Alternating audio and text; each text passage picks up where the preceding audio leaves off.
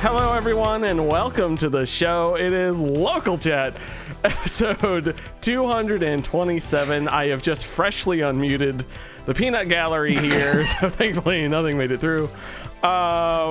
Folks, we're here to talk about video games. We're here to talk about all sorts of lovely and wonderful things. But before we get to that, I didn't introduce anybody. I'm Will Crosby. Ian Gibson's here, as well as Karl from Save Data.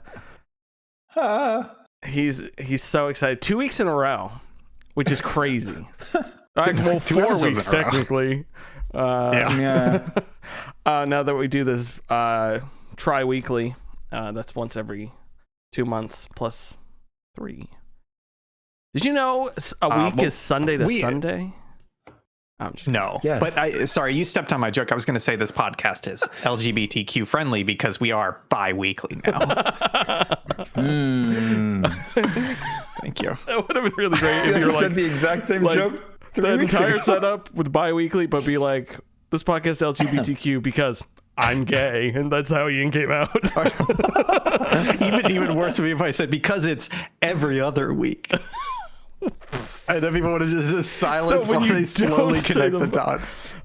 So that's funny because the punchline should be, Karl, I don't know if you're getting it. We can take it for one again. Oh boy. Ian, you want to talk about Extra Life 2025? Yes, the people have been clamoring for it, and we finally sat down and figured it out. Extra Life 2025 for Subpixel will be Saturday, November 15th. I did check. It is not daylight savings time because we did that. It was only 1 year we got fucked over by daylight savings time, right? Or was it? I want to say 2. Year. It has to be at least 2. If I remember it poorly. So we will be going from noon Eastern Saturday, November 15th to noon Eastern Sunday, November 16th. It will only be 24 hours. It will not be 25 hours because I think daylight savings time is like 2 weeks before. There is going to be a change this year, which is that, folks, guess what? I did it. That's right. I did not finish my bathroom remodel in time. So it will not be in person in Florida. Instead, we're going to do it remote. It's kind of a last minute change. I apologize. Bathroom's taking longer than expected. But, we were talking about the planning, and I do think it's going to give us an opportunity to play a lot more games that we typically can't play doing them in person. We've done it in person, the last 3 years, right? Yeah. Last 3 years we're in person in Florida. So typically when we do it in person, we don't play PC games because it's too complicated and too risky to stream and game on the same PC in the middle of a charity stream. And we can't really play online multiplayer games like Helldivers 2 because, it doesn't have couch co-op.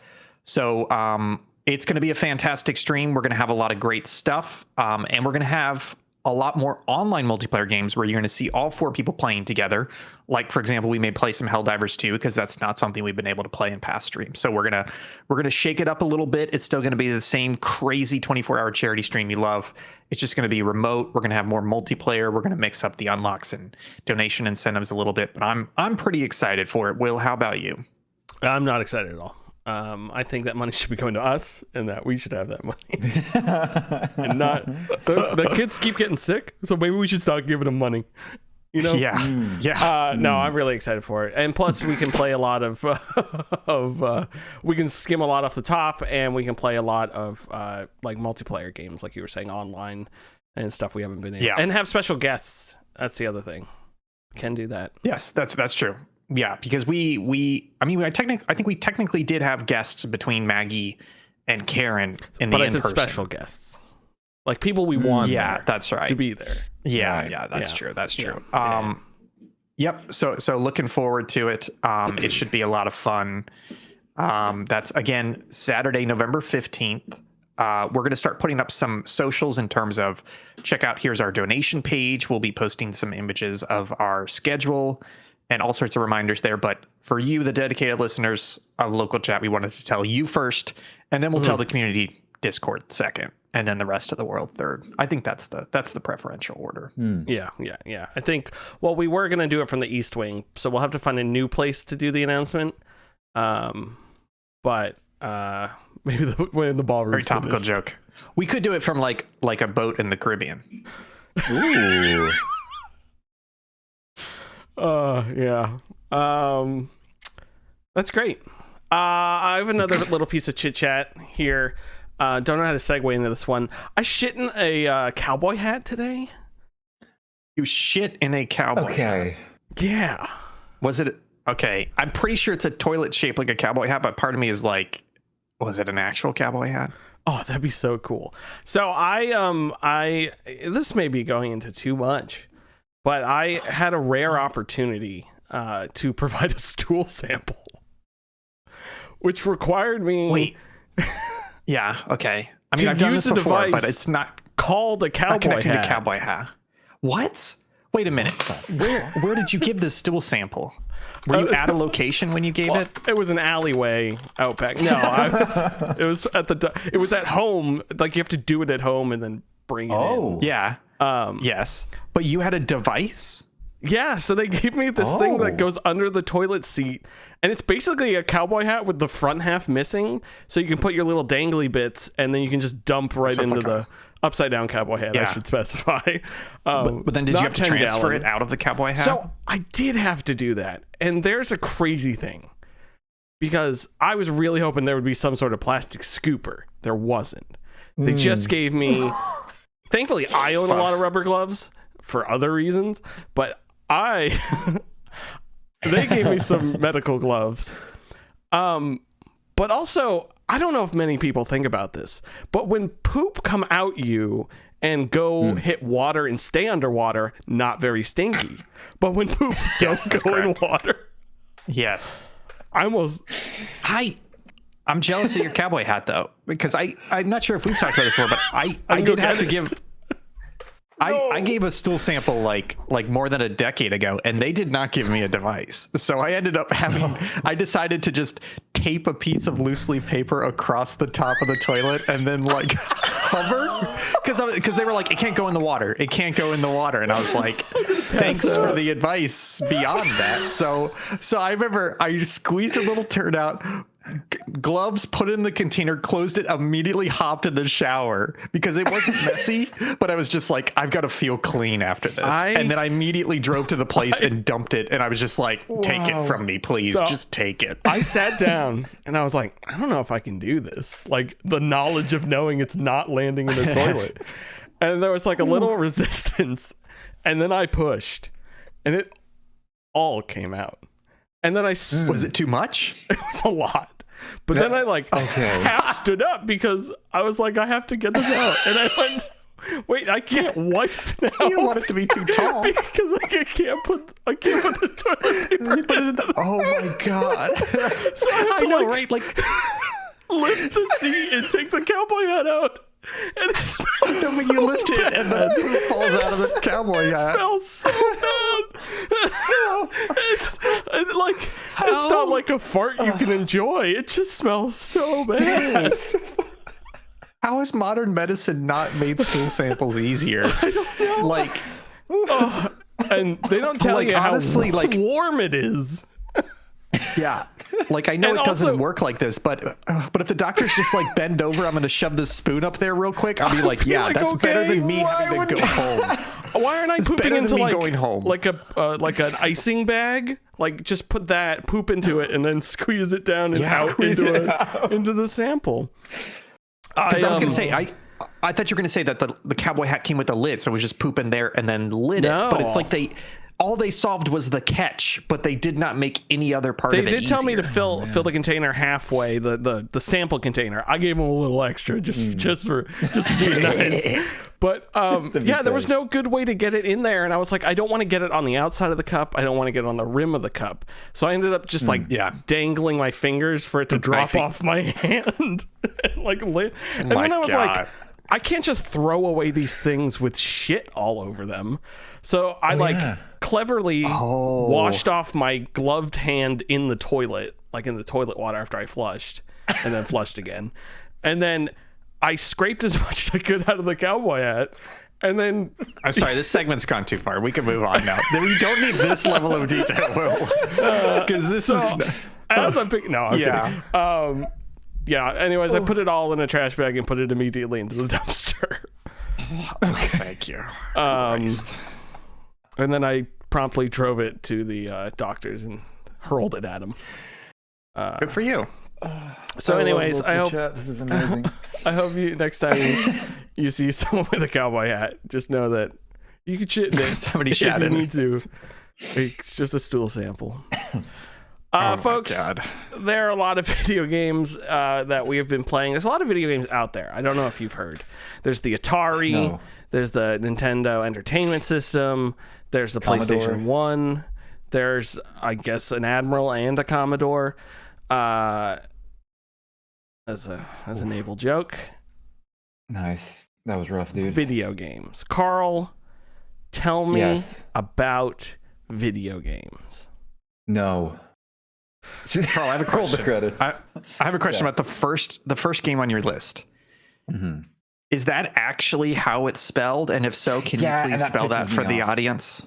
Okay, so the first game on the list, which Ian is referencing, is the new Skate, which I'm referring to as Skate 4. However, the way I wrote it in the doc is the way it is actually written Jesus Christ. itself. Lowercase s, skate with a period at the end. Why? I don't fucking know. It pisses me Oh my off. So God. I think it's to separate it from the previous skates, but like, why would you do that? Just like, Like the only thing I Anyway. can think of is like, if I'm picturing like a late 90s, early 2000s like skate magazine, I could see them doing that. But that's 25 years old, you know? So That's gone. the original game is Skate with no called period, Skate. but the logo for the original game has the period. So I could see that's where they're doing it to differentiate it from the original, but it's crazy. but it confuses it. But also, like, hey, I look at my desktop right now. I have the games I have downloaded. Every single one has a capital first letter because the people who made the game are not heathens. And then I have Skate lowercase between Pico Park, Balloons TD6, and Sable. And I'm like, this angers me. So Skate. How is it? I grew up playing a lot of skateboarding games. Like I had Tony Hawk's Pro Skater 2 on the PS2. I played Underground. I played American Wasteland, which was shit. I played Skate 3, not 1 or 2, even though I've heard great things about 2. I played Skate 3 for a long time. Do you guys remember how much of a cultural important that was big. game Skate 3? Like it was YouTube for so long. It wasn't like a week or two. It was like an extended period of time where everything was Skate 3. It was a great game. So I was excited when they announced a new one. And then they announced that it was free. And I was like, ooh, okay. And then it was live service. And I was like, oh, no. And I started playing it. The thing about skate culture as a whole is it's very revolutionary and like going against the grain and all of that. And this game is very not that. It's very for lack of a better word, I guess corporate cringe. You load up the game and there's first off, graphically, it kind of has that Fortnite-esque vibe, which I get. It's a free game. You need the most people possible to play it. You need to lower the graphical things. It's fine. The game looks fine. But the first tutorial area is an island, which you can't go back to, which kind of sucks. And there's this robot called V that shows up at the bottom of your screen. V is probably... Okay, I'm actually, you know what? I want to be annoyed. I'm impressed that you remembered that. Good job. That's the main character, right? Yeah. I still didn't expect you to remember that because you hated that game. Metal Gear Solid V. So the robot is probably the most annoying video game companion since I forget her name from Skyward Sword. Genuinely such an insanely annoying thing. Because not the tutorial aspect. I'm fine with you tutorializing me the first bit of the game. That's fine. Also, side note, I have over 20 hours into the game. I'm still doing tutorial missions. That's partially on me, but partially on the game because of the way it spreads them out. That's not a joke. Wow. The thing is Persona? Wow. The thing with V is you'll be walking around, you'll be doing your thing, and V pops up. Fun fact about San Van, which is the name of the area. Did you know that the buildings here were made because of the thing? I was like, okay, sure, fake tidbits. I'm fine. I don't with need that information. You should hit that sig grind over there, youth person. And it's cringy dialogue. And I'm like, can you shut the fuck up? You'll be climbing because they added climbing. You can climb buildings, which is pretty fun. And she's like, "Where are you going? You should go down. Nice climbing." Shut the fuck up. I want to play the video game. God damn. You can thankfully shut her up on the settings, but Jesus Christ, is it infuriating. It took too long for me to figure that out. The game in and of itself is fun. If you want to download it. It's free. The skating is very smooth. It's very fluid. It's fun. If you like the previous Skate, gameplay-wise, you'll probably enjoy this one if you look past these annoying bits. There are community parks spread around the map, which means the game devs like change them up every set amount of time. They're mostly shit. Right now, it's a Halloween themed thing. It's fine. It's just not very well thought out. Like, for example, there's vert skating, which means like when you go up the ramp and spin up in the air and do things and go back down the ramp. You would think you want like a higher ceiling for something like that, right? Because you're going up. It's a low ceiling, so you knock into it anytime you do something. And this is a thing the game devs made, not something the community makes. And I'm like, this is interesting, I guess. Ew. It's a good game it's a fun game, I should say, if you look past certain things. And if you don't, that's completely understandable. That's Skate. What do you Skate period. What do you pay for in it since it's free? So there's like cosmetics. There's cosmetics, which you can mostly get on your own if you're patient enough. And there's like there's like 3 in-game currencies, which is crazy. And one of them is the things you buy your cosmetics with. The other is the battle pass thing. Money. Okay. I wasn't sure if they were selling like something other than cosmetics. Right now, no. Okay. Further down the line, the game's still in early access. It's worth noting, by the way. It's like it says it in the title, "Early Access Skate," which I think is pretty weird. But sure. Skate period. Okay, interesting. So that's Skate. Another game I've been playing, speaking of skating, Neversoft's Spider-Man, which I have a feeling will come up again in the stream. Have you guys played this? So this is the first one they made for the PlayStation 1. Before Electro. No, I don't think I played this. Is this the one you can't go on the ground? No, okay, so there's like the side missions where you can't touch the ground, but like the main game is you can absolutely. Okay, I had this game for everything. PC. I remember it being wild. This game has aged honestly like fine wine. There are a few versions of the game graphically. The main PS1 version and I could be the GameCube. I want to say it was the GameCube version. Or was that the Dreamcast version? There's another version with like updated visuals, and you can see like the webbing on Spider-Man. And then there's the PS1 version where he's just like red and blue, which I love. I don't know, it has a charm to it. Gameplay-wise, the game actually like, hey guys, it's still a good game. There's a feature in it which I love, which I feel like I don't know what your guys' take on this would be, but it's a linear Spider-Man game. There is a set amount of web cartridges that you have, and if you run out of webs, that's nice. You're gone. It resets if you die enough times, but like it's such a cool thing because now you're like, oh yeah, Spider-Man has web cartridges. Now you start thinking and looking around for like web cartridges. It becomes a resource, becomes a limitation. I'm looking at screenshots, Karl. This is like a nostalgia bomb. The stupid like little character icons when you had to chase someone and they like they like wildly go farther. Oh man, here I'll send a link so you can see. Game. Thank you. The game is like. And like gameplay wise, like the webs aren't just like you shoot webs at people. You can do things with them. You can put webs on his fists and do extra damage when you punch. You can do like a web shell around you and then explode for like AoE damage. You can like do like impact webs where it just like hits them and like does more damage or like sticks them on a wall.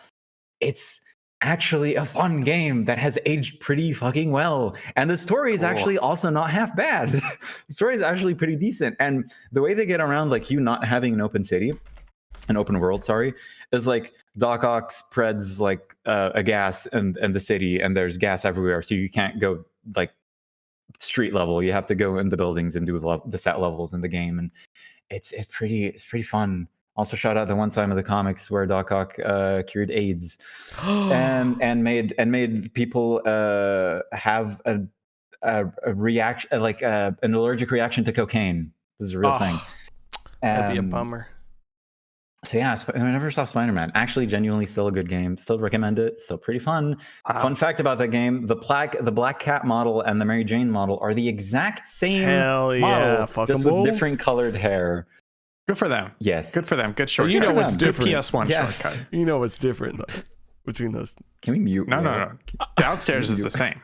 Oh my god. Do the curtains match the drapes? Karl, I don't know if you've played it, but I want to say it's the original Xbox Spider-Man game is also really good. I played that one a shit ton as a kid. And that one is like you can it was the first time, I don't know if it was the first time, but like they had the whole city that you could just swing around and looked good, and it was fun. Do you mean Web of Shadows or one before that? No, I mean it's called Spider-Man. Oh, I know what you mean. The movie tie-in one. Yes, the movie tie-in one. Yeah, and it had a lot of comic book yeah. people in it and stuff like that. It's genuinely that's the Spider-Man game I always compare Spider-Man games to, because I had such a blast in that one. That's interesting. Okay. And you had to like deliver pizzas and stuff. It was right. Weird. Very weird.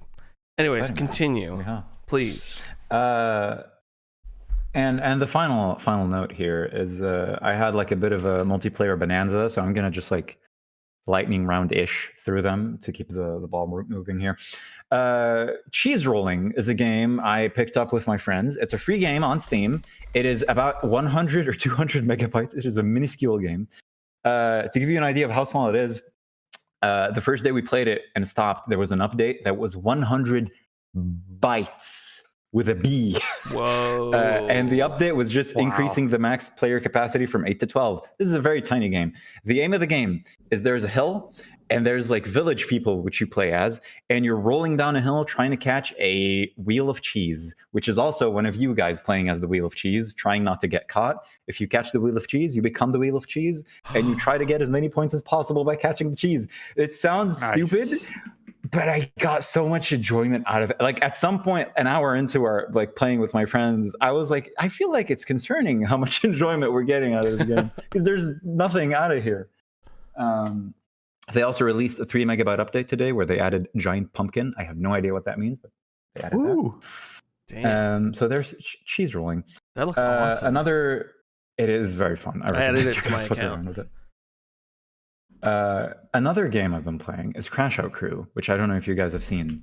It's an the aggro crab people, I think they're called aggro crab. They made this one. I think the best way to explain it is it's Overcooked without the complexity of Overcooked.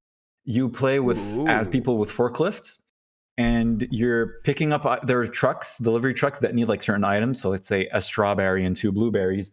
And then the other side of the map is the area that pumps out the strawberries and blueberries. So you're picking them up, taking them to the trucks. If you hit other players or hit the wall, your meter starts filling up. And when it fills up, you crash out. Plug. And then you saw the car just starts moving on its own. You can't do anything about it. The levels get more and more complex. There's like a bees and honey levels where if you hit the bees attack the honey disappears. So now you have less honey to deal with, blah, blah, blah.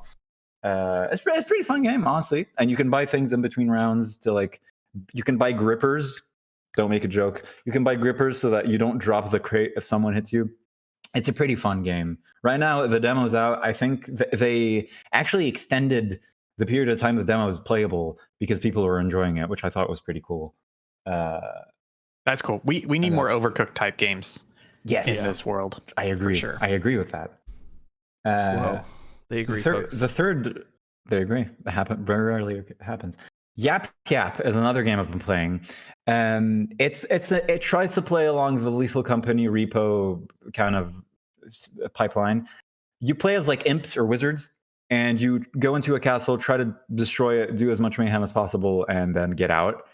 You have wands. Each wand has like a different set of like spells, and to do the spell, you have to say it. Which another game before this did called Major Arena. Yeah. Now, the thing about this game is like what it fails to have is a sense of purpose. Mm-hmm. In the sense that in the Lethal Company, it's very direct. Here's the money that you need to get within 3 days. the items are inside, get them, come back, you're done. In repo, it's also very simple. You need to get the money, put the things in the cart, in the boat, take it away, leave. In this game, it gives you a list of things to do and items to destroy and shit, but it still seems kind of like you're moving and like it feels like kind of pointless. There doesn't seem to be a point of progression. It's still a demo, which is still fair. There's potential here, but it's wacky, but it's kind of annoying. There's a wand you can say piss yuck, and it's like pisses out of the wand. You can piss it. Hell yeah. Which, I'm curious to see how successful this is, given, to your point, this is the third of very, very similar games. You got Lethal Company, actually fifth. Lethal Company, Content Warning, Repo, and Headliners. Yap Yap. Headliners. Oh, I've never heard of that one. So it's like, I can understand the first one being very successful. I can understand the follow-ons doing little nuances on it and being successful. But if you're making this 80% the same game, fifth time in a row, you're not going to be a breakout hit. Like, what are you guys doing? So. Yeah. Especially when the other ones did it so well. Like, there's not much else to do here. And if you do too much else, it gets a bit overcomplicated. It's a weird balance with these games. Yeah, and I totally agree with Ian, because like they're staying too close to what Lethal Company and arguably Repo did it enough differently for that. Like the next breakout one was Peak, because it was 4-player and it was completely different. Like now that's a big breakout, and you're gonna see, and I have seen multiple people trying to copy Peak and doing that, and it's not one of them. Yeah, big walk. It's not one of them that's gonna win out. It's someone who does the 4-player thing more differently now, and it might be able to swing a little bit more towards horror again. But I think like this might be the next 4-player thing that breaks out again. I'm glad you tried that. It was on my list, and we didn't get to play it on because we had so many games to play on the Monday stream. But I'm glad we didn't like miss out on something. It sounds like. I think it's still like fun if you have like enough people. It's still like you can hear people yelling out spells from a distance. But like, it is like it loses that sense of direction a bit quickly. That was for me at least. And then the final game, which I put in size 6 font, I think, or 5, so Ian doesn't immediately see it. Hey, I've been playing the finals again. I have like 5 seconds before. Did they ever fix that game? Because that game, I probably played about 2 hours between the alphas and the betas, and I think the I don't know if I ever played general release, but that game had such great gameplay and such great feel, but they fucked it so bad by having maps that were way too big for the player count, and it would literally be like 50 seconds from like you died to the respawn timer to running through the map to find a fight. And so it just felt like between the maps being too big and the like gameplay loop timer being so long that it squandered how great that game felt in terms of shooting and moving. So have they fixed that? Because the game's been out for a while. I would say kind of, because I don't have that experience with the game. The respawn timer isn't as long as I remember, or like as you remember it being, I think. I remember it being like 5 to 20 seconds because it was like a wave timer, so it was 5 to 20 seconds depending on when you hit it. Yeah, that still very much is the case, and like your teammates can revive you on the spot. But you can work around. See, honestly, recently when I've been playing, randos have been doing that, which I think is kind of good for because it's found its community. It's found the diehards who know how to play the game correctly. Well, not necessarily diehards. It's just like it's found people who actually enjoy it. It's past the point of like, oh, what's this game? I want to try it, and it's at the point where like people who play it know about the game. It's honestly who shrunk my text further. I don't know what you're talking about. Shrinkage. Honestly, it's still fun. Shrinkage. Still fun, still enjoyable. I was playing with Save Data's very own Rob yesterday. Wow. Rob is a heathen who bought the actual battle pass from like one of the earlier seasons. I yelled at him for like 5 minutes about it. The game is free though, so if you support, that's how you support the game. So you don't want people to support developers. That's what you're saying, Karl. Karl doesn't sounds like. So that's why he didn't. That's why he didn't. See, unfortunately, I do like the finals, which is the sad part. Because here's the thing. I don't know if this is a fair thing to point out, or if I'm just being too pedantic. The voice announcers in the game are AI. And wait a minute. We have to clarify this though, because my understanding is the voice actors went into the studio, they got the voice actors' permission, the voice actors recorded a bunch of lines, and then they use AI to dynamically generate from those recorded lines. So that's not, it's, that my understanding is, and my take is, that's completely fucking ethical. They signed off on it, they knew what they were going to do, the voice actors did, and they're using AI just to parse the lines together from what they've said. I don't know if this is what Karl's going to say, because most of what he says is problematic, but Karl's problem with it could be it's not very good, which I could be okay with. I mean, it's fine. It's dialogue. You can ignore. There's a few jokes thrown in there. Like, you don't pay attention to it when you're like throwing things at an enemy. I was just under the impression it was just AI, and anytime anything talks, I'm like, I feel kind of bad about playing this game. Let me turn the sound real quick. Turn the sound off. Yeah, just turn it off.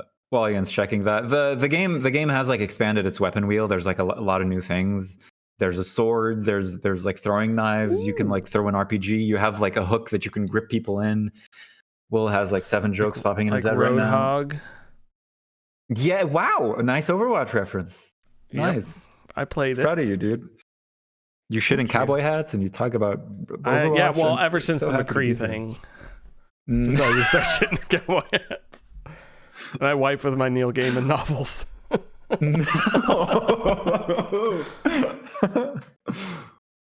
My plates are Bill Cosby I'm still trying records, to confirm this. Wow. You're trying to string along as many things as possible. Impressive combo. And what Weinstein movies do I do things with?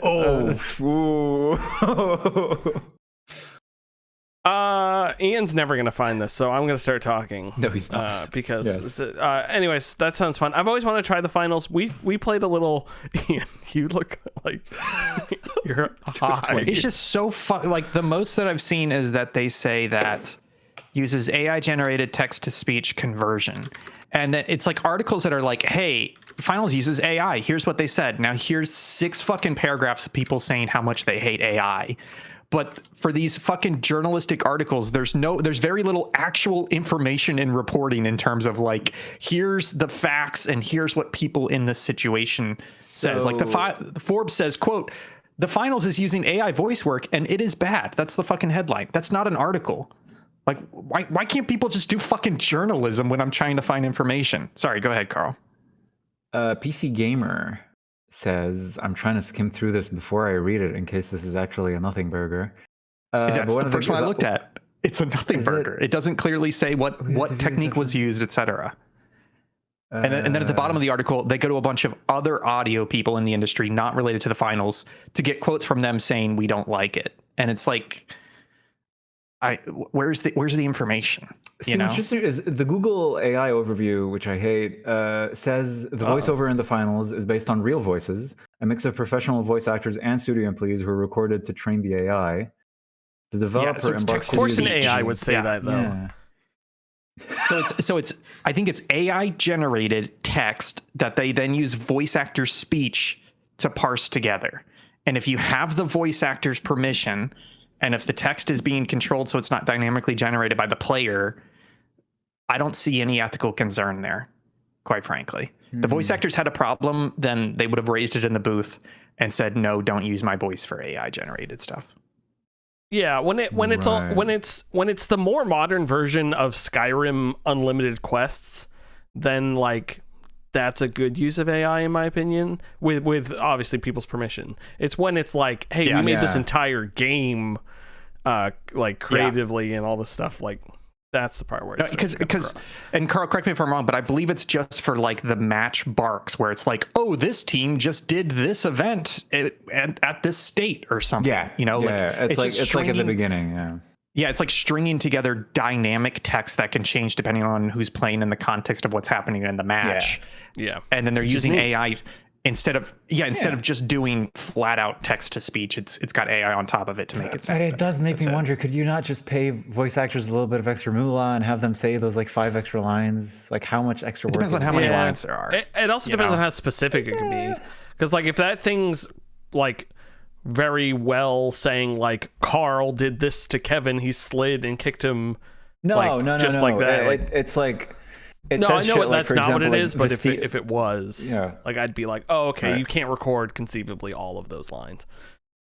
But I do think to defend the studio a little bit, you know, I remember when I was working at Elder Scrolls Online, I would find audio bugs every now and then where it would be like, you'd be in a conversation with somebody and they'd be like, all of my squad mates have died. I have to go get them. And if it like the tone was off on the following line, and I would file that as a bug and talk to the audio QA guys, and they'd be like, yeah, it's definitely a bug. We're going to put in a request for them to re-record that line with the voice actor. And the next scheduled recording is 3 months from now. Right. And it's like, oh, that's fucked. Whereas if you're the studio and you're like, oh, I can get them to sign a release that allows me to use all their words, but if I need to rearrange them on the fly or just to fix a bug or to fix a line reading flat out, because I already have the words and I have the tone that they've said them, I just need to use AI to patch them together properly in a coherent way.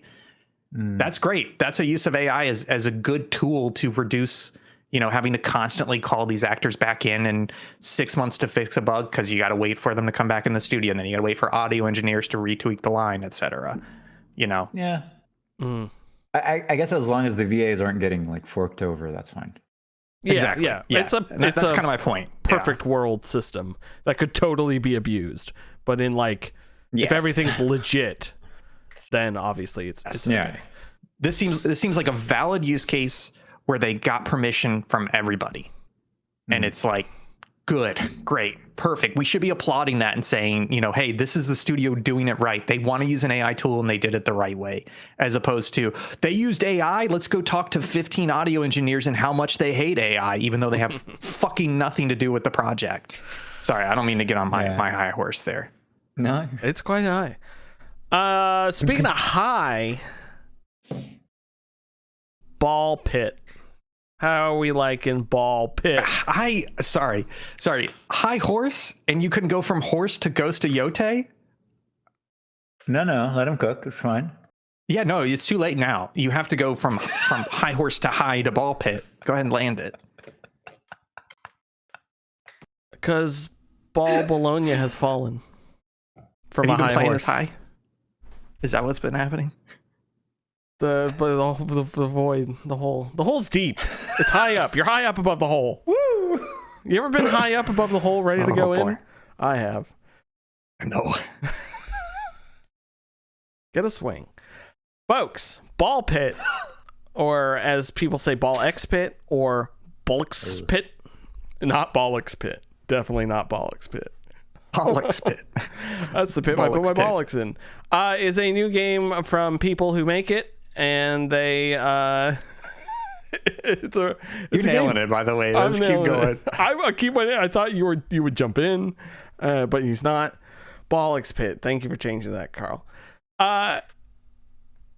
This is a game. It's Brick Break meets Vampire Survivors, I think is the best way to describe it. You pick a character, you shoot balls out of you, some normal like hitty balls, and then they're called baby balls, and then more special balls that fire out as well.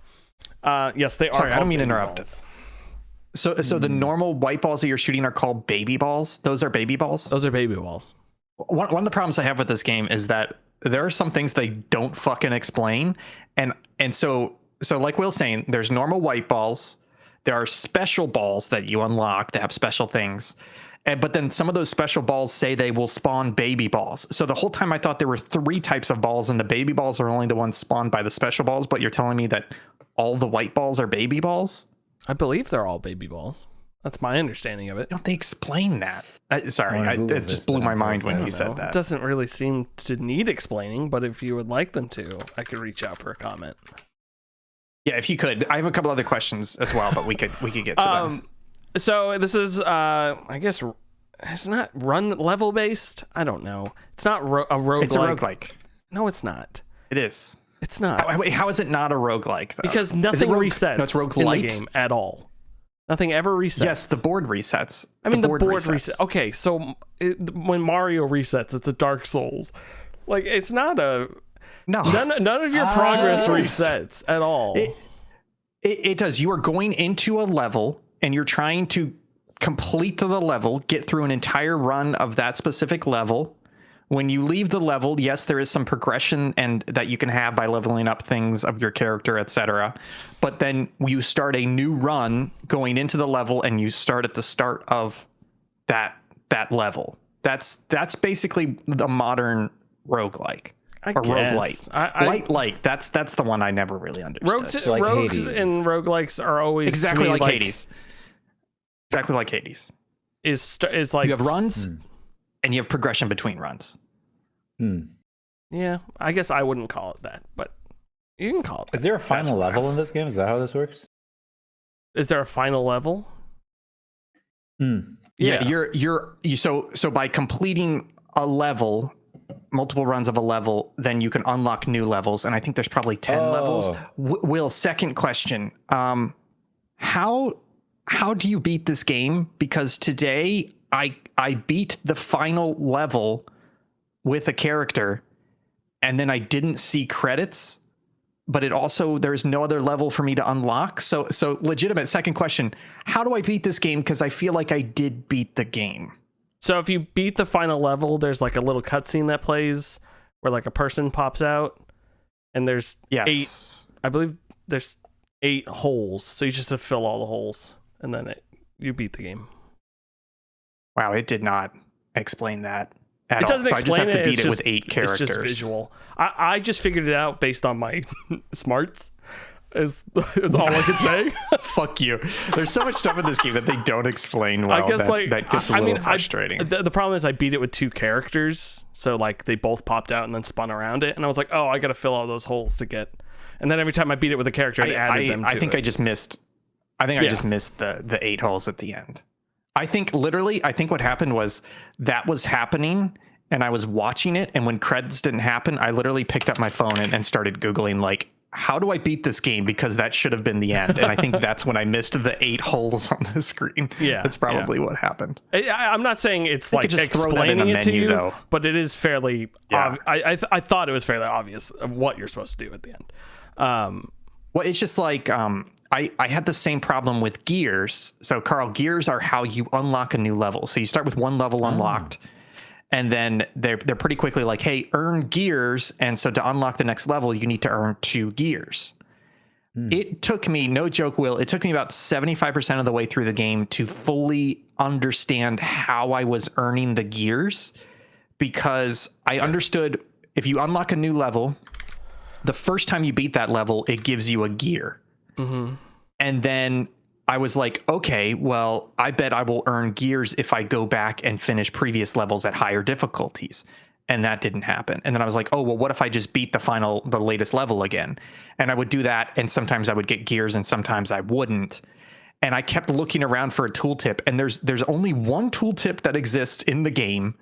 And it's on a very specific screen. And it says you have to beat the latest level with new characters to earn gears. And it's one of those things where I did not see that specific tooltip and understand it until like 75% of the way through the game. And these aren't like major complaints I have with the game, but the game has all these little things that they don't explain well. I don't know. So you're kind of like, I hate to say, like the baby I feel like ball you're thing. just not paying attention, because I never had any of these issues. I just beat levels with characters, unlocked gears. Like I never thought about where the gears came from. Like other than beating the level. It's not like I was stuck. You know? No, it's not like I was stuck. It's just like by the time I got to the 6th level, I was like, I keep playing the game. I keep beating levels at higher speeds and everything with different characters. Why am I not earning gears? You know? It's just like I think about like there's that rule in screenwriting where it's like the rule of 3s. Like for something that's important, you need to state it 3 times. Not necessarily spoken out loud, but it's got to be shown in 3 different ways so the player understands. And it feels like this game doesn't quite understand that. And it just kind of becomes a sticking point as the game goes on. So I didn't mean to sidetrack, but like, no, that's fine. Cross question about are there levels? Yeah, that's fine. Just little things like that. I mean, I mean that's perfectly valid because that's what happened. I just didn't have any of those issues. Like out the gate was just playing the game, earning new characters, and then getting gears from beating the levels. But I was just like, as soon as I got a new level, playing it with new characters. As soon as I unlocked a new level, playing older levels at faster speeds with new characters, and just like finding the characters I like and playing. Does that get you anything at faster speed, or is it literally just a faster run? Like I can't tell if it's getting you like 20% more gold or whatever or something like that. The faster speeds upgrade your Beating runs upgrade the trophy, and faster speeds upgrade the trophy more. Oh, okay. See, that's the part that I was not aware of, which is faster speeds upgraded more. Yeah, it's in the trophy description when you build it. It tells you the whole thing. So I would. Oh, that must be the last sentence in the 3-sentence description. Now that I think about it. Well, sometimes you got to read a couple sentences. Fuck, man, this game just like. I want to love it so much, but there's just all these little things that I'm just like, you could have done that better. You could have done that better. Oh, what are you doing? I do not agree at all. I think this is a almost perfect video game. It is so good. That's fucking wild. The fusions of the balls are awesome. The evolutions, all of the characters are really awesome. At one point, a minor spoiler, but at one point you get to go into runs with 2 characters and like combine their abilities together, and they're just. I don't want to spoil any of the major characters, but they just all do completely different things that are so like different ways to play the game. Like there were a couple characters that I could not beat a boss with, and then I started a new one and I'm like, oh, it does this thing, and that's right where the boss's weak point is. It's like the boss didn't even spawn fully before it was dead in one of my runs. And then the other thing that is awesome is if 2 balls can't evolve together, you can still fuse them together and make like cool different types of weird balls. But then if they work together, they evolve into something new, and then you can take 2 evolved ones and put those together and make something crazy. It's just fun. It's very fast, very snappy. The runs are 15 minutes max, unless you play a character who goes a lot slower.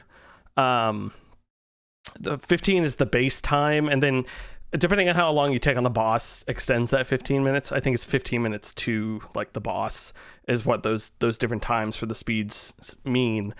But like there's one character who like takes turns, so the game takes a very long time because it's just like you can shoot all your balls at once and the turn doesn't end till all the balls are done, but you're just sitting there being like classic brick break, like waiting for the next thing to like fall down, all of your balls to come back.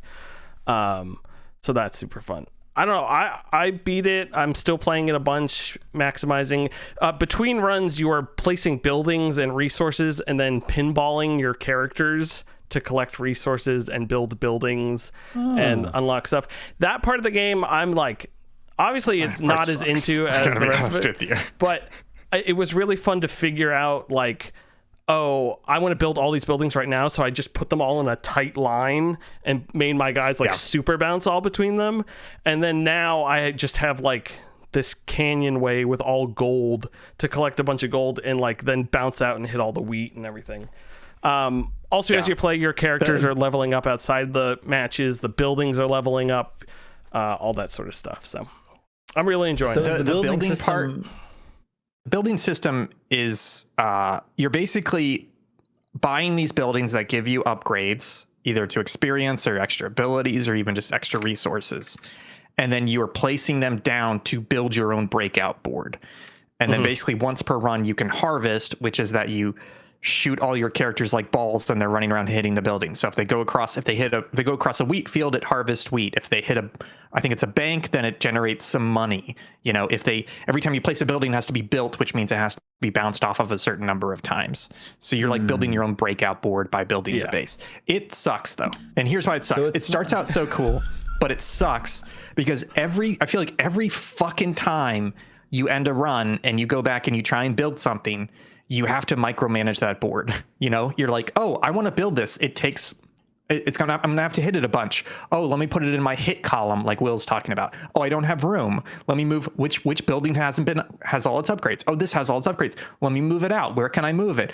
Oh, I don't have space. Okay, well, let me move all these wheat fields. So you're doing that every 8 to 15 minutes, because like Will said, a run is 8 to 15 minutes basically. So every time you finish a run, you want to collect resources. To collect resources, you have to use the building mode, and to optimize the building mode, or even just to build new buildings, you've got to fucking micromanage it. So it ends up like, it's such a cool idea, and then it quickly becomes just a giant fucking pain in the ass that you have to do basically, because I feel like I mean No, I'm going to say it. There's no way you could beat the game if you just ignore the building mode, because it gives you such insane amount of like upgrades and abilities that like there's no way you could take a base level character to the end game. No matter how good you are, it's just not going to do enough damage, etc.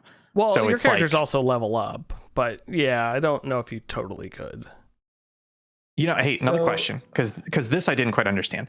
The buildings that you're placing down that say things like strength can now be leveled to D, C, B, A, that's capping your character's ability. And so, like, for example, if it says D, then that means you can't level strength beyond D until you upgrade that building. Is that a cap? Like, I don't understand what that's doing. I don't understand how weapon scaling works in Dark Souls, which is where I first heard about scaling in things like F. Is it F through S or E through S?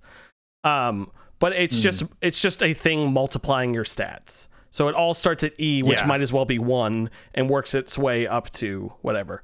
So if you have A rank, the building, it's the building. The building is upgrading that from D or E to D to C to all the way up, and then those separate are from the character's experience. Yes, all the characters get multiplied by that same scale.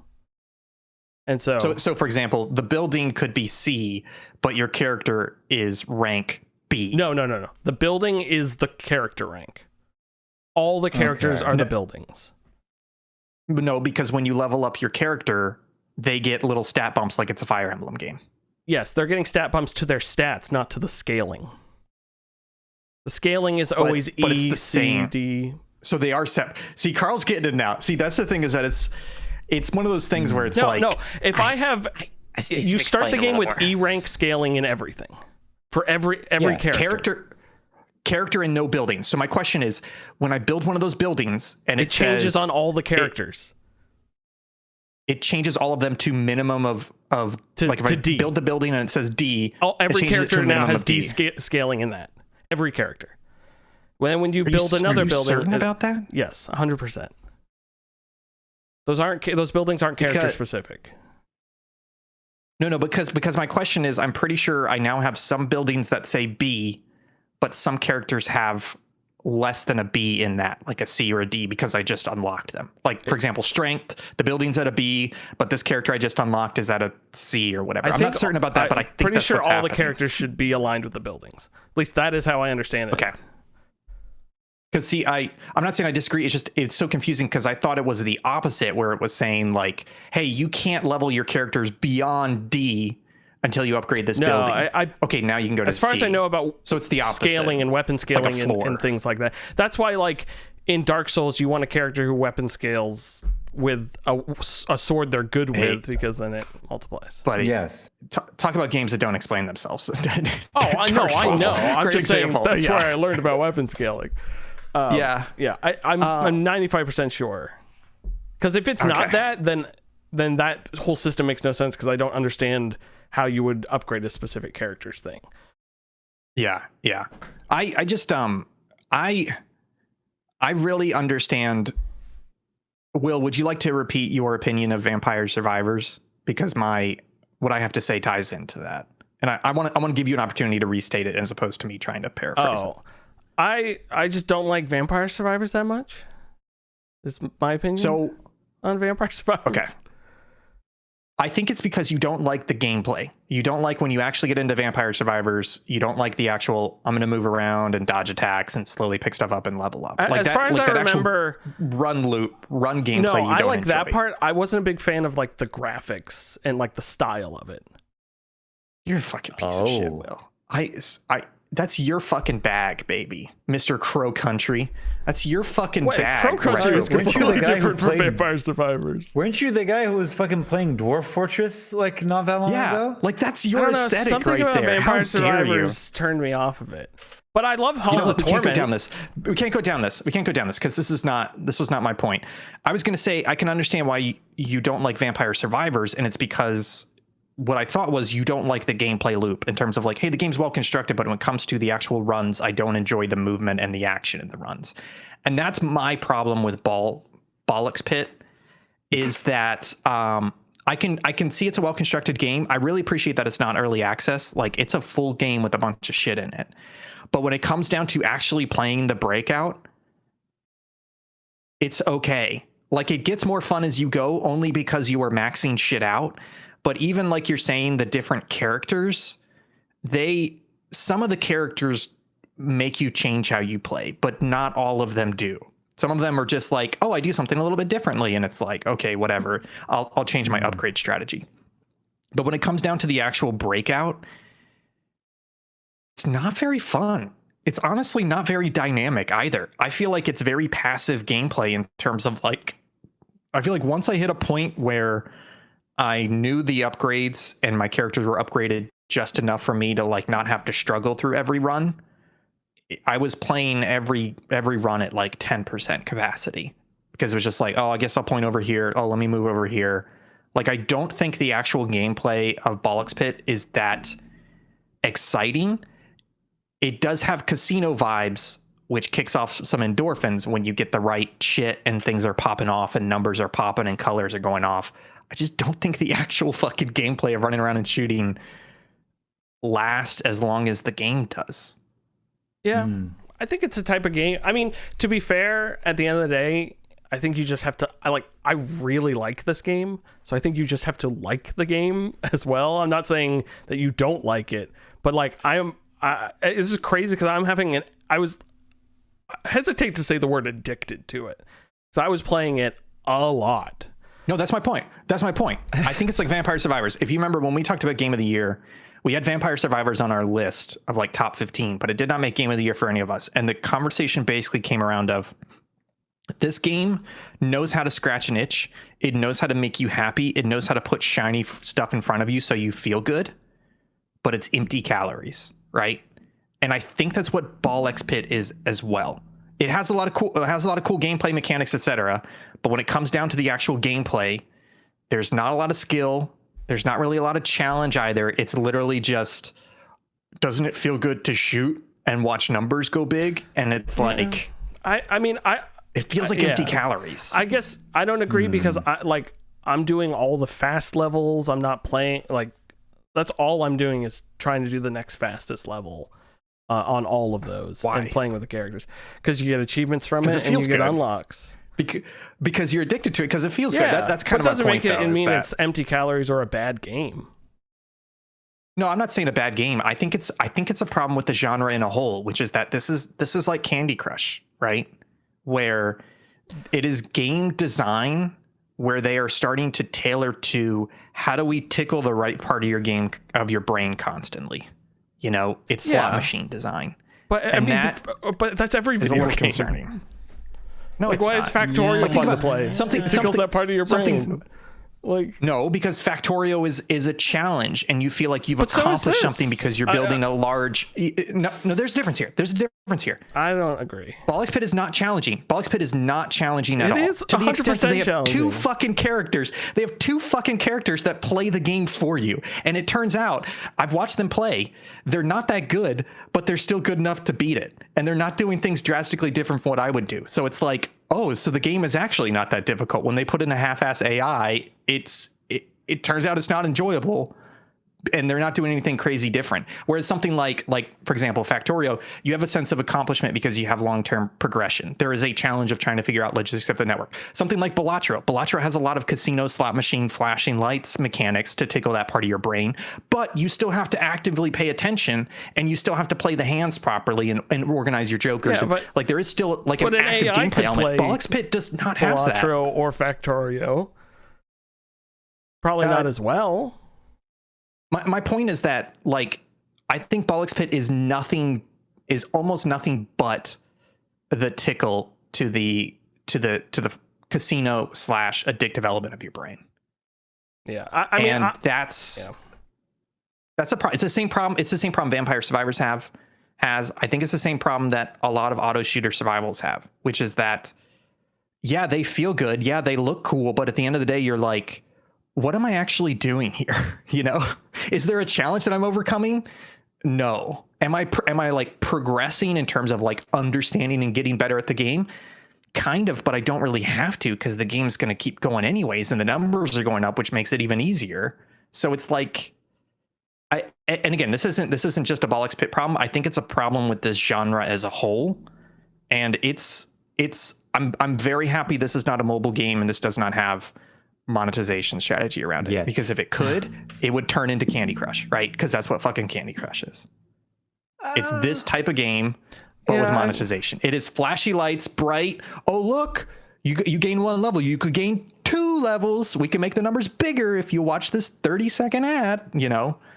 Yeah, and I think you're taking it a little I'm concerned too about the far, genre. but I don't. I mean, I think, yeah, I don't know. That just describes so much to Bollocks Pit that I don't think it is. But that's okay. I really like it. I'm throwing it up on the Game of the Year list for sure. I just think it's absolutely excellent. A near, give it a 9 because nobody's perfect. Huh. It's still good. I would probably give it a 7 or an 8. I do think just to touch on one last thing, that this is a problem I have with the game, and I don't think it's a problem that the game has, but it's a little quirk that I have, and it's kind of like the Uncanny Valley problem in a way, where so this game has, like Will mentioned, it has fusions and it has evolutions. So for example, if you have a fire special ball that sets enemies on fire so they're burning, and if you have an earthquake ball, which triggers like an earthquake in a certain area, you can evolve them together and it becomes a magma ball. And it's like, oh, that makes sense, right? You take rock, earthquake plus fire and you get lava ball and it sets lava. And it's cool. It has a bunch of them. And the problem is they demonstrate that that's possible. And for the evolutions that they do have, it's like, oh yeah, that makes sense. I don't think they have enough of them. And I know that's a very particular problem, but do you guys ever play that online game where it's like, I forget what it's called, but it's like elemental something, and you get like little element bubbles and you can combine them. Like if you combine water and fire, it turns into steam, and then you do steam and metal and it turns into steam engine. Mm-hmm. You know, like it's like this game should be that. And the reason why I say that is I kind of wish they had done evolutions, not where it's like, oh, there are 10, let's say there's 20 evolved balls. They're like, oh, there's 20 evolved balls, and they take these recipes. Some of them have multiple different recipes, but there's also some balls that won't combine with each other. And I wish they had gone the other way and created it so that all the balls could combine with each other. Like, give me that elemental system where I could start making really weird balls, and it's not balls that they've predetermined. It's because I started combining weird shit with weird shit, you know? Yeah. And it's the reason why it's Uncanny Valley is they are offering more combinations and better feeling combinations than something like Vampire Survivors. So they're doing a better job, but because they're doing a better job, I'm like, oh, but go a little bit further and give me the full dynamic, combine anything, versus you gave me more recipes, but I still can't combine everything. Yeah. So that's admittedly, that's a bit of a personal, I can't blame the developers for that, but it's like they gave me a little bit more, but now that just makes me want a lot more. To some extent, I agree with you. To be fair, gameplay wise, you can combine every ball with another ball. It's just not an evolution. It's a fusing of the two balls. But yeah, but and that's cool. But to be clear, fusing is literally just this ball does this ball does that. Okay, you put them together. Now you have one ball that does this and that. Which is better than not having that. Change it. Because if you only had the evolutions, that would be annoying. But I as someone who's got almost every evolution, I think I would take one or two more ones, even if it was just in the back end fusing them. It would be funny if they just called them funny things. Like, you don't have to change you don't have to change any of the fusions, just call them like something stupid that I put together. I think that's the only like editorial change I would make to it. Yeah. I do wish it would tell me what the fusion was going to do before I do it, because I don't think it tells you and lets you scroll through. I think it tells you the reason why I say discovered it. Well, no, the fusions, no. Well, because the fusions are just X ball. Evolutions, yes. Yeah. But the reason why I say that is, sorry, I don't have the specifics on this example, but I had two balls and they both had special properties. And the way the ball fusions work is that basically I think one of the balls stays primary, but then it usually says, oh, these balls also have the effects of the second ball. I haven't done it enough to say this, but I think it's based on which one you pick first. But see that tell me that. Because I literally had a situation where I was like, I want the main ball to be this, and the second property creates a lot of baby balls, so I want the baby balls to have, this other thing. And then I guess I didn't pick them in the right order, even though it never tells you the order. So it was just like, oh, the main ball, but the property you wanted main is actually the secondary property. I mean, so it's like, it's little things like that where I'm like, but I also don't think it a little bit more obvious. I agree with you, but I also that's another thing. It's like, I don't think games have to tell you every little single thing you're doing, but I still agree with you. It would be nice to be told that, but it's like going into any of these games and it telling me what every item does before I've unlocked it. It's like, I don't want they have descriptive text, right? They've already got a paragraph. I think there's a level to it, but like all of your things you wish it told you, I agree with you. It'd be awesome if it came out and told you, but I don't agree it needs to tell you all. Like there's some things you can just find out through playing the game or talking to other people about it, or reading the manual. There's no manual for this game. The other thing was I kept fucking Googling, and like all the walkthroughs are just like, here's all the evolutions. And I'm like, no, tell me how I earn gears, because I don't understand. Because I didn't pay attention to the game. No, it's one fucking menu. But the weird thing is, I did notice when you earn a gear, it just says like, beat more levels to earn more gears, which means like beat any level. But then the actual screen on the elevator, it says you have to beat the latest level with new characters to earn gears. Like they have two different ways to say it, and the one way I saw it was not clear. So again, these sound like minor quibbles, but it's one of those things where I'm playing the game. I can tell it's got a lot of stuff in it. They've added a lot of mechanics, but it's like, empty calories on the gameplay. The building mode becomes too fiddly, and there's stuff that's not clear and is not becoming clearer as I play the game. So even though I'm going to say it, I beat the game, right? I didn't do all 8 characters on the final level, but I finished the final level. I'm not going to go back and grind it with 6 other characters, but I did enjoy it. It's just a little frustrating when it's like, to be clear, I don't hate the game. It's like, this game could be amazing if you fixed this tiny thing, this tiny thing, this tiny thing, but, which in my opinion, for at least for me, is more frustrating than this game is a 5 out of 10. It sucks balls. Write the game off. But if the game is an 8 out of 10, but could be a 10 out of 10 if you fixed all these small little quibbles, that to me personally is a little bit more frustrating. So that's just where my frustration is coming from. I still think it's a good game. My closing thoughts, all opposite of Ian's. Great game. Go get it. It's very good. On Game Pass, folks. Don't buy it. Don't buy it. Get Game Pass. Buy a month of Game Pass and play it. Or pay the developer. Well, Karl doesn't want you to pay the developer. No, buy a month now. But I want you to pay. Buy a month now. God damn it. I think the developers. No, buy a month now. Because you get Outer Worlds 2 next week. You could buy the game for developers a month. Get paid. They get paid. Supermarket Simulator. Ian and I streamed this a little bit on Monday. Man, talk about a game that's satisfying those primal urges to run a grocery store. Because it does all of that. We played for like 2 hours. It kept being like, oh, just one more day at the grocery store. And then we would play more and more. And then Karen and I played for like an hour and a half, 2 hours off stream, where we had a whole ritual where in the morning I would be at the computer, Karen would tell me what to order, and we'd do the whole order and then fill out all the shelves, open the store. I realized, and I don't know if we realized this, the store doesn't open, the time doesn't start moving for the store until you open it. So you can do a bunch of stuff in the morning beforehand. Wow. Didn't realize that. So we were doing a bunch of that. It's just fun. It's just, this is the primal urges that it is. It's good. This is everything Ian said about Ball X Pit. This game's doing that in derogatory. But I also highly recommend it because it's quite good. Oh God. And then I talked about this. I can't remember if I talked about this, if I started it 2 weeks ago. Dungeon Lords. I talked about it on a stream with Ian. I know that much. From 2005.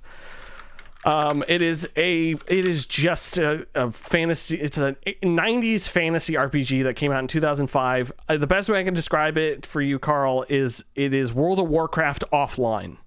It is exactly like World of Warcraft. It is offline.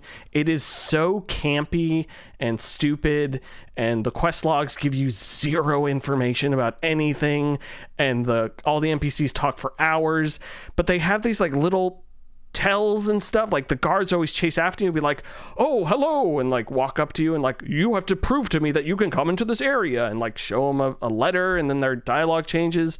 I went to the circus and there was a ogre, and the guy's like, pay me 5 gold to see the ogre, and I was like, sure, here's your 5 gold. And I walked up to the ogre and I swiped it with my sword, and the guy goes, you broke its chains, you idiot!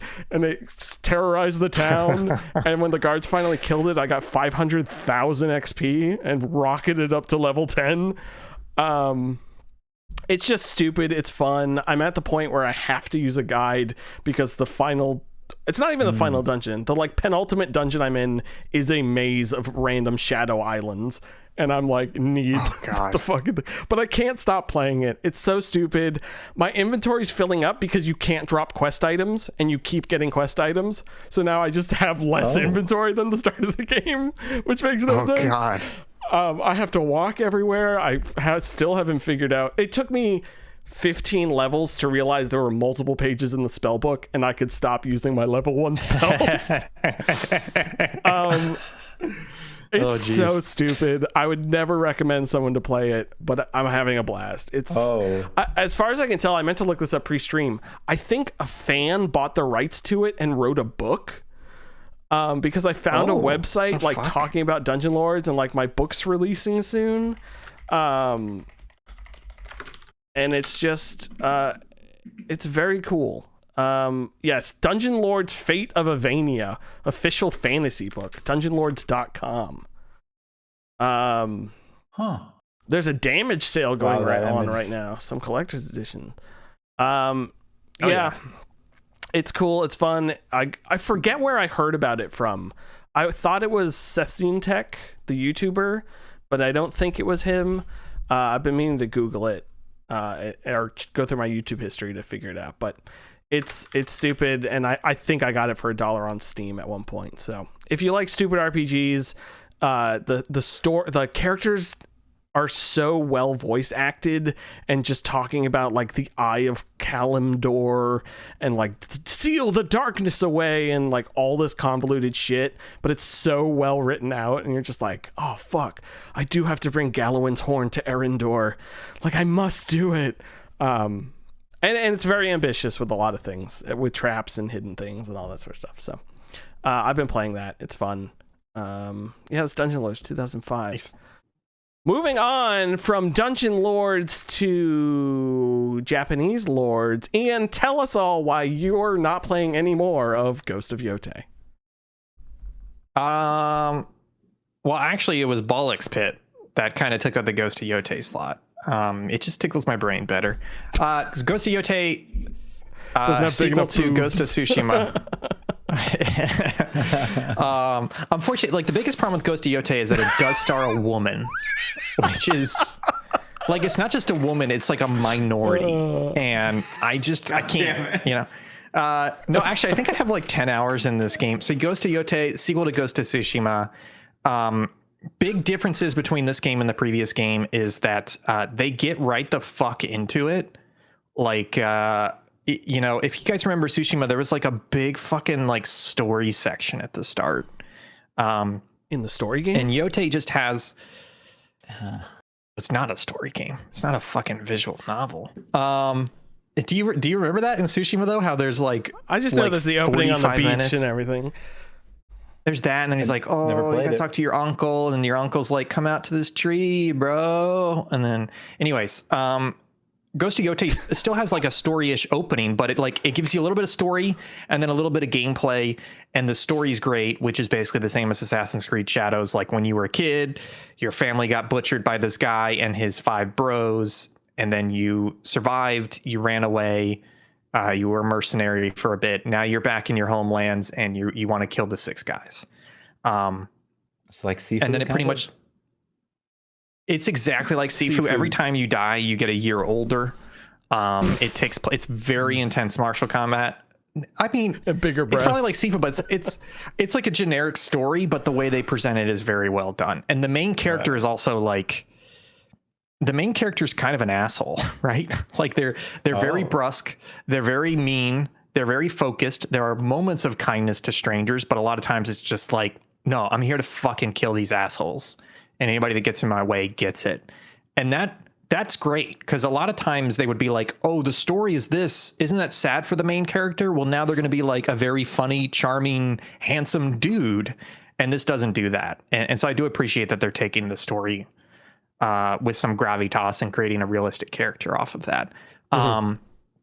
The open world, as far as I can tell, is zone based. So there's a starting zone, and then you go through these gates and you get into other zones, and you can tackle them in any order, as opposed to Ghost of Tsushima, which I think had 3 islands, and each island was a zone. And there's a lot of just stuff you can do around the map. It feels very similar to the first game, but it's just better in every single regard. You know, the combat's better, the open world's better, the mini games are better, the story's better, the characters are better, the graphics are better, etc.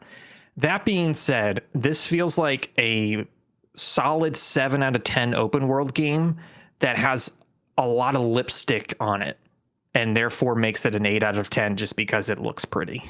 You know, like when it comes down to the actual gameplay, it's like, it's a well done open world, right? They learned from Breath of the Wild. So there's always stuff you can see, and you have a spyglass to mark it, right? To mark it on your map and to like partially identify it so you know what you're heading towards. The combat is like Arkham plus Samurai minus good. So it's like okay, but it's not quite as good as I want it to be. There's a lot of different mini games. They're okay. Actually, there's not that many mini games, but there's a lot of locations on the map, but they're all kind of okay. A lot of them are just like, do this mediocre platforming to get to an area and then do a little mini cutscene type of thing. The game is very pretty, but they didn't spend a lot of time like making the animations pretty. So you'll be in this like beautifully stylish cutscene, and a character will just be like janking, you know? It has blocking problems, where a lot of times if you go up to talk to somebody, you can see a circle which tells you that you can interact with them, but the circle is empty. So then you have to like shuffle to the side of the person, and you have to like most of the time get exactly in front of them for it to then say, now press R2 to interact with them. Like you can't come at them at an angle. You got to be like in the front 30 degrees of them. And it's like, why? This is an open world game, you know? I've had cutscenes where there'll be 2 or 3 characters walking, and for whatever reason, like one of the characters is like out of position, and it causes the other characters to like bump into them and be like, ugh, and start like jittering in the middle of this beautiful cutscene. So it really is weird. It's a 7 out of 10 game. It's a solid open world game that they spent so much time on making it look great that it forgives some of it, but not enough to make it a great game. Does that explanation make sense? Yeah. Yeah. Do you think by the time you get to the end of it, you'll think differently? Well, I'm not getting. I don't think I'm going to get to the end of it. Oh my God. I'm in my second zone. I've played 10 hours of it. That's crazy. I've seen I think I've seen pretty much all the systems in the game. I just don't have like all the weapons unlocked and stuff. And I've done all the side events, all the different types of side events in terms of like, oh, I know what a fox statue is. I know what the bamboo strikes are. And I'm sitting there going like, am I enjoying this enough to keep doing it? And honestly, I think the big thing is that the combat, it's trying to do you guys remember the combat from Tsushima where it's kind of trying to do the Arkham thing where it's like you're surrounded by people and you can quick switch between them. And then there's like heavy strikes there's strikes you can parry. There's strikes you have to perfect parry or dodge, and there's strikes that you can only dodge. And it feels okay. Other times it feels like it just throws you in a melee and you end up just like having to single people out or just kind of slam buttons because all of a sudden you're surrounded by 5 guys and it's not really your fault. It's because a cutscene triggered and now there's 5 guys all around you. So it's like, just doesn't feel that rewarding, like getting through the combat and mastering it. It felt good to learn it enough to be able to play the game and like, oh, I can go into a camp of 20 guys and clear it out. But the actual act of clearing it out doesn't feel that enjoyable. So it's like, No, I probably won't finish it. I may play it a little bit more just because I'm waiting for Outer Worlds 2 next week, but I don't know. I could always finish Call of Duty 2 instead. Playing new video games. Should just. Well, that's the thing. That's the thing is that I did kind of like Tsushima, and people were saying, but I had problems with it, and people were like, all those problems were fixed. Tsushima, and were craving. You could have gone back to Tsushima. Well, no, because it's funny. I had the exact same thing in Tsushima, which was I got to the second island. I played a little bit. I had like 10 hours in it, and I was like, this ain't really doing it. And then all the reviews come out for Ghost of Yotei, and they're like, all those problems you had, they're fixed. Like literally they were like addressing problems I had. And I was like, great. And this game has got like an 85 plus on OpenCritic or whatever. And so I'm like, okay, it's either this or Shadows. And everybody's saying this is better than Shadows, and everybody loves Shadows. And I want to see if it's good. So I don't think I'm wrong for trying it. No, I don't think you're wrong for trying fix enough of it. I just feel like there's so many games I could tell you probably won't like. I think I could save you money, is what I'm saying. Is you should ask me before you buy a video game if you should buy it, and I will tell you whether or not you should buy it. Because I'm pretty sure you're not getting your money's worth over the past couple of years. But see, okay, but that's part of it though. So if I've played this game for 10 hours and I paid $70 for it, not a great, but I also don't feel not a great return on investment, but I don't feel terrible about that, honestly.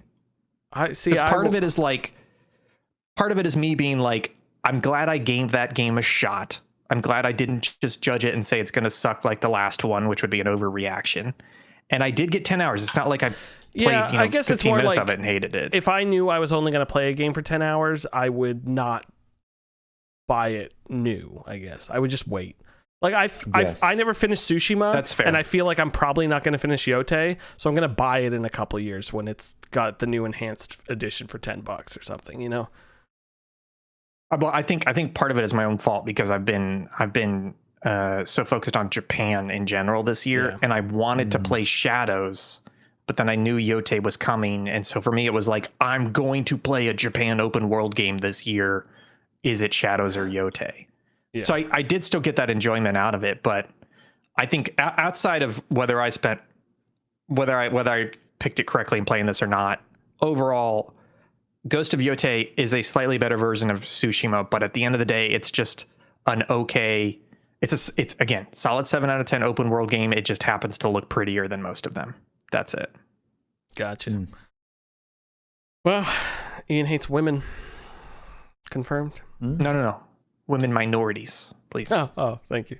There was that meme going around side by side of like what gamers want, what they don't want, and it was like the picture of Eric Ishii normal in the picture with the boobs, and I was like, I'd take either. Honestly, it'd be weird if it had the huge boobs, but I'd still play the game. To be clear, she's doing a phenomenal job in this because I'm familiar with her a little bit on like Let's Play podcast and Dropout stuff, and I can tell it's her because it looks like her and it sounds like her, but she's acting and she's flat out acting. Like it's very well done. It's a great character, and she's doing a great job at presenting that character. So if you got problems with that because she's a woman or minority, fuck you. And if you got a problems with the performance, fuck you again.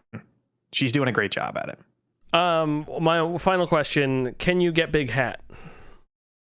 Oh. Yeah, there's like 12 big hats. I think you start with the Big Hat. Thank God. In Tsushima, I had the biggest fucking hat. And I was like, I wish I could wear a hat like this in real life because it's so big. And you're just like, you can't see any of you in the cutscene. And you're just like, fuck yeah, this is the best game ever. The wind talks to me. This game, this game does something cool, but something that doesn't work well with open world, which is, so I was about 5 hours into the game and I was looking at my character and I was like, I have not progressed my character at all.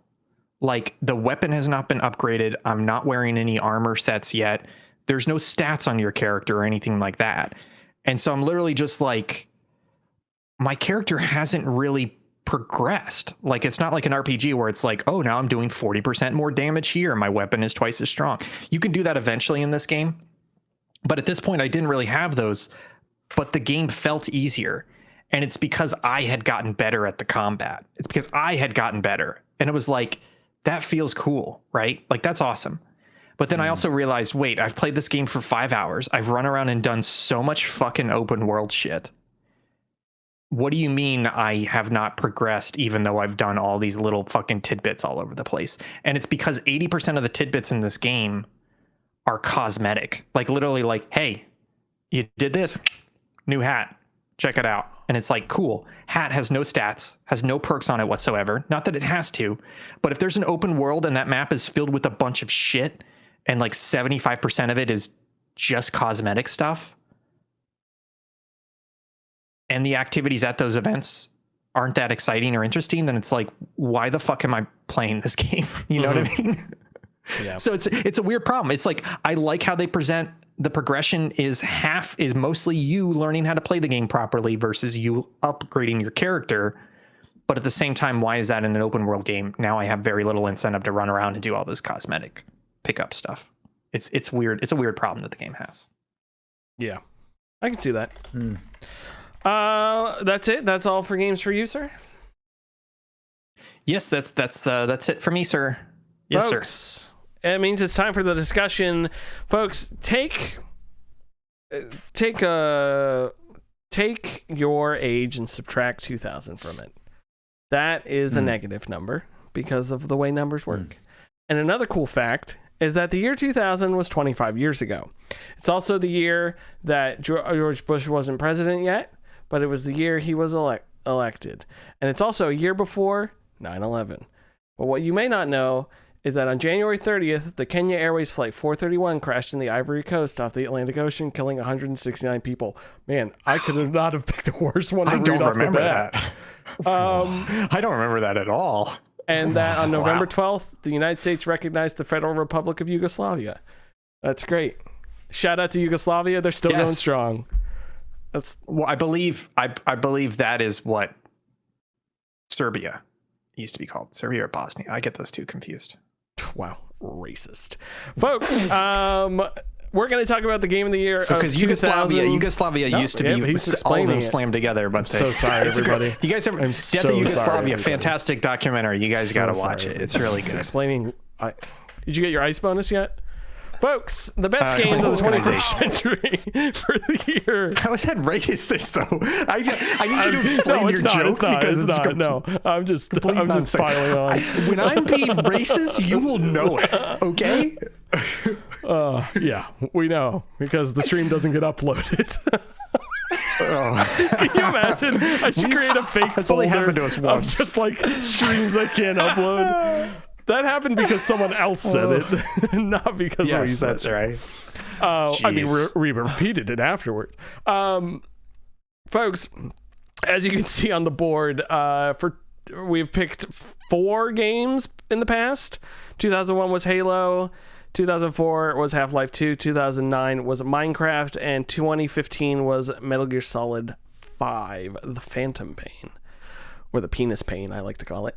That's not even funny. I don't know what's wrong with me. I'm so sorry. I need to get out of here. Jesus Christ. Oh my God.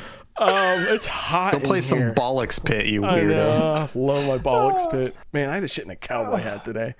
Folks, the year 2000 is a year that we're deciding this week. I'm going to go first with some shout outs. Big shout out to Deus Ex, right? Immersive sim, incredible immersive sim. From God. From God. I played a lot of it. And I tried to go back to it, and I realized I didn't remember any of it. So I didn't finish the game, but I would like to... I want to start it over when that quote-unquote remastered version comes out. I say quote-unquote because it's more of like... It's not quite a Anyway, you know what? We're not going to get into it. No, we're not opening that can of worms. We're not opening that can of worms. Other shout out to Majora's Mask. I'm sure other people will talk about Legend of Zelda Majora's Mask a little bit more. Shout out to the greatest asset flip in the history of asset flips. Mario Tennis. Thank you for Waluigi. He wouldn't be here without it. That's right. That's the first.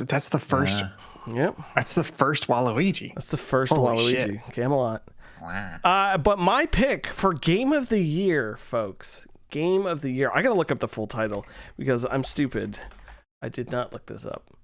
My pick for game of the year, which I'm realizing might not have come out this year. Nope, it did. March 21st, 2000 was the release of Alundra 2, A New Legend Begins.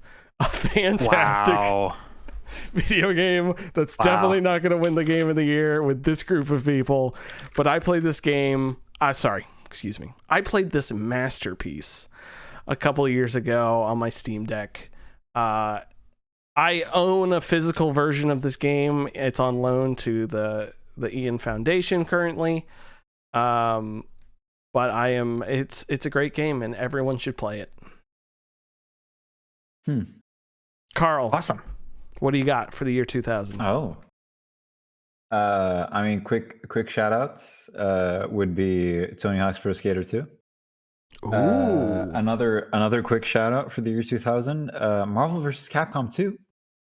Also, they're still fighting? Very important game. They still are. It's infinite now. Oh my god. Those poor people. Other shout out, what was that supposed to be? CC, what was Command CC? and Conquer? No. Cucumber. Conquer's bad for a day. Creamed corn. Right. What the fuck was that supposed to be? 2000. Oh, I'm gonna die over this now when I remember after the stream. Crazy Taxi. Hold on. Can we take 2 quick seconds? Oh wow. This guy holding up the stream. Oh fuck. Sorry, I just saw something on the list that I did not see on the list. Ask earlier. ChatGPT what CC could stand for. Is it the ColecoVision? I'm looking for CCs on this fucking thing. Yeah. Is it Vagrant Story? Is it the Opera shockingly, it's not. Is it Colin McRae Rally? Time Crisis. Also shockingly not. Wait, Wario Land 3 came out this year? I switched my answer to that. I just played that like 3 weeks ago. I switched my answer to that. Wario Land Chrono 3. Cross. Right, yeah. Well, Nice. clearly Thank that's you. not the winner. No, it's not. What was it called? Yeah. I will also quickly shout out The Sims because that game. This was pre when it was like fully like you make like families. It was mostly just like a house builder at the time. This is before Herbs. And I enjoyed that. No, I think the original Sims you could make people. Yeah, no, you could, but like if I personally like fell in love more with like the house building. Anyway, my personal pick is between one of two, and I'm having to make a quick decision now. I think just for like overall consensus of which one I think would be a Game of the Year contender, as much as it would pain me, is not Neversoft Spider-Man, even though I think it is a fantastic game. I think it, in my heart, it is Game of the Year. Good. I do think because of cultural relevance, has to be Majora's Mask. Yeah, it's just fantastic game, beautifully done. It's no Alundra 2. I just would like to. I hate you, actually. Does Alundra 2 have that voice actress in it who's in everything? No. Troy Baker? Not Jen Taylor. Who's the other one? Nolan North. Oh, Trisha Rain. No, Trisha, it's another J. Is it Jennifer Hale? Pony? Jennifer Hale. I think. Does a lot of anime. I don't know. Yeah, shut the fuck up. Continue. You're the only one that's played this game. So, could you just touch on, Karl? You mentioned like cultural impact. I think was the phrase you used for Majora's Mask. Yeah. So I think just generally when people think Legend of Zelda, first thing that pops up is for a lot of people is Majora's Mask. It's a game that takes a tone, twists it, makes it dark, and takes a concept that has not been done in another Zelda. Let me think before I say this. No, yeah, I don't think it has been done in another Zelda game. It is a game, and it's inspired a lot of other games that kind of went for the time loop kind of concept. Shout out Outer Wilds, best game ever made in history. It has a lot of relevance to today's kind of vibe of gaming. It has a lot of relevance to the Legend of Zelda realm. And I think if you talk top 10 best games ever made, not me personally, but Majora's Mask does pop up on a lot of people's top 10s because of how impactful that game is and what they did with it. because again, this came out right after Ocarina of Time, a game which already was superb. People loved it. It was amazing. It's a Zelda 3D, do the dungeon thing, amazing. This game was like, what if we change it up a bit? What if we do something different? What if we take a plot, we make it actually like very dark, we expand it and make you think, oh shit, what game am I playing? This is not what I thought this would be. And it sticks the landing. Terrify you as a child. That moon. That moon and the guy laughing, out, the hat guy scared the shit out of me as a kid. I believe this came out a year after Ocarina of Time as well. Yes. Right? It's either released a year or they made it in a year. Yeah. Because it was 98 Something like was that, yeah. Ocarina and 2000. But it's in my whatever video or presentation I did on like games made extremely quickly, like this, I forget, there's some, and I'm not going to remember it, so it doesn't matter, but there's some crazy fact about how they did it literally in a year. It was just like, that's why they reused all those assets and everything. It's like, hey, come up with a story that we can use everything with this, and then it just like spiraled and like became that. Yeah. Crazy and I think it's worth saying, if you put out Ocarina of Time and there's a decision made to put out another one in the next, 12 to 18 months, you're like, you could very easily just make some shit ass DLC expansion, like we get today, like we got then, where it's like, oh, we had mini games around here, and they're like, no, fuck it. We're going to go wild. We're going to, within these limitations, completely make a completely new game. Like you said, it's a lot of reused assets, but it feels different. It plays different. And not just that it plays different, but it plays new with new concepts, new gameplay mechanics that you're not seeing in other games. That's worth celebrating as well. Yeah. That's Karl's pick. Sorry, I realized I forgot I was host. I host this show. It's so crazy. No. Wow. I'm used to Ian barging in all over me. He'd love. Never mind. Ian, What? Something with a B all over me. Ian, what are your shout outs and your nominee for 2000, year 2000?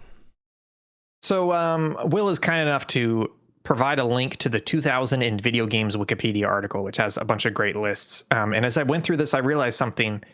This is one of my blind spot years. There are so many games on this list that I have never played. A lot of games you guys mentioned, like Majora's Mask, Deus Ex, Alundra 2, etc. There's just so much stuff here. So my picks are a little thin. For my shout outs, Typing of the Dead for Dreamcast. That's what that was. This is also a Dreamcast launch year, so shout out to the Dreamcast. I also had The Sims. The Sims just felt like something very unique, and the fact that it's still out there and still has a dedicated fan base today, even though EA kind of barely takes care of it. Mario Tennis for sure. I loved Mario Tennis. It's one of my favorite sports games. Also, Counter-Strike 1.6 apparently came out in 2000. That is very influential, but it in a bad way. It created a lot of sweaty esports shooters, which I do enjoy Counter-Strike, but I also hate kind of the community ethos that it's created around it. But my game of the year, for a game that I've played and I can vouch for, and I feel like has been influential and is also fantastic, is Diablo 2 from Blizzard. For me, I could be completely wrong about this, but I feel like Diablo came and went. It had its fans, but it didn't really hit big. But Diablo 2, kind of right in the middle of that Blizzard knocking it out of the park period between, like Diablo 2, Warcraft 3, World of Warcraft, etc. This is right in the middle of that block of them just putting out blockbusters one after the other. And Diablo 2, I don't want to talk about empty calories because these are not empty calories, but it did kind of introduce that loop of like, you're gonna run around, you're gonna have a shitload of dudes on the screen, and you're gonna level up your character, and you're gonna get better, and you're gonna find some loot and find some gear. And this was not the first to do it, but it feels like this is the first one to do it really, really well. Before that you had like CRPGs, which kind of leaned a lot into the role-playing element, but this one was a little bit more actiony. We've had so many games kind of lean in this direction since then. Things from like Torchlight, Path of Exile, the Diablo series still continuing, to things like I would even argue some stuff like Hades, etc. It has a similar feel of, you've got mobs around you, you've got abilities you got to pop off, you've got mana you got to worry about, similar camera angle. So Diablo 2 feels like one of those touchstone games that is fantastic, but also kind of, introduced and kind of popularized a lot of different mechanics that spread it throughout genres over the last 25 years. So that's why my personal pick is Diablo 2. Diablo 2. Now, is there any reason, and this may sound like I'm attacking you, because I am. No, because we've had this discussion before. Do you think Diablo 2 specifically did those things? Like, what specifically do you think Diablo 2 did that Diablo 1 didn't do to affect greater change? Genuinely, I don't know. The only thing I can specifically say is that Diablo 2, I believe, was a lot more popular. Yeah. I've never played Diablo 1. I don't know what the difference is between Diablo 1 and 2. And for me, it felt like Diablo 2 was the one that kind of widespread a lot of those mechanics. I mean, I kind of get your point where I don't think Diablo 2 invented all of that. It could have all been there in Diablo 1, but there's a reason why people look back as Diablo 2 and not Diablo 1. And I should have prefaced this. I asked that question because I agree with you, because I think Diablo 2 is the one, and I wasn't sure if you had. So I played 1, but I haven't played 2, and you've played 2, and because over lockdown I played 1, and then 2 I didn't play because they were coming out with the remastered version, and then by the time I think I own the remastered version and the original, and I still haven't played it. But I played plenty of 3, so I know 2 was a huge cultural touchstone, and everyone, like, that was the one everyone was playing. So that's a good pick. I wrote it down as well, but as someone who hasn't played it, I haven't fully picked it. Anyways, folks, so I'm assuming purely by me agreeing with Karl that Majora's Mask would be game of the year. Yeah, I think so. So. Yeah. It's probably time for me to finally play that game. Maybe. Oh, absolutely. You should. It is a game you 3DS version. Right? 3DS version. I think the N64 version with a guide over the 3DS version, personally. Ooh. I like that you actually. Ian, were you being serious about the 3DS? I thought you were doing a bit. No, a lot of people say that's how I played Ocarina. That's how I played Ocarina of Time was 3DS, because people said it's better than the original. It just adds a lot of quality of life stuff, and it controls better. I'd still say that's definitive. The community, the wide consensus is that the 3DS version of Ocarina of Time, at least, is better than the N64 version. I'd still say N64 for Majora's Mask, at least. I could, or do I play the PC version? Oh, I mean, PC would be fine, but it wouldn't be the same. I think. I don't think you'd be playing the same game, even though you would be. I think it is. I'm trying to think of what they've added. I think it's literally just like widescreen support in 4K. But isn't there? There's whole like dual. You can use like dual joystick controls, like in third person in PC. Yeah, I'm pretty sure. Like if you got that version of it, if you're playing an emulated PC version of it, that's fine. But no, I was gonna play the what do they call it? They call it an unpack or a repack. Yeah, the repack. That new technique. Right. But I mean, if you kept all the controls the same, I wouldn't bat an eye. Why do I have to keep the controls the same though? If I've always heard the controls are tough on N64 Zelda games. They're manageable. No. They're not as bad as you think. They're a little bit outdated. One of the major reasons. That was one of the major reasons why people were like, play the 3DS version, because the controls are a little bit better. Yeah, and I think the camera controls were knowing better as well. you're gonna go insane, I guess. So I guess you would play the 3DS version. But if I were to recommend the game to anyone, I would just say to play the N64 version on like the Switch online or whatever.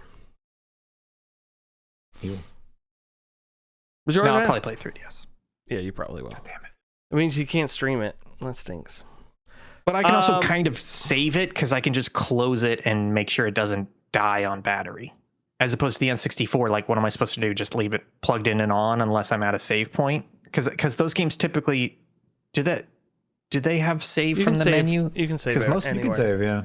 It just saves to the room you're in, like any of those games. Oh, okay. No, I was just worried because a lot of those N64 games are like fuck you, like save space or like bad. Yeah, checkpoints. Zelda they had figured it out. You can save from any screen. Yeah.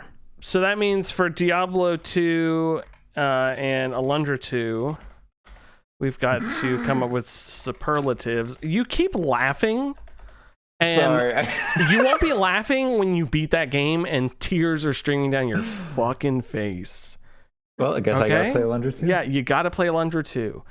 Yeah, you idiot. For Alundra 2, I'm gonna say I'm gonna call it the real game of the year, but I'm gonna put real. Actually, I'm gonna lowercase real, and I'm gonna put a period at the end of it. Ah, like Skate. Beautiful. Like Skate. Love that. Isn't that cool? That's cool. That's the real game of the year. Ian, what do you want to call Diablo 2? I want to call best late night PC game.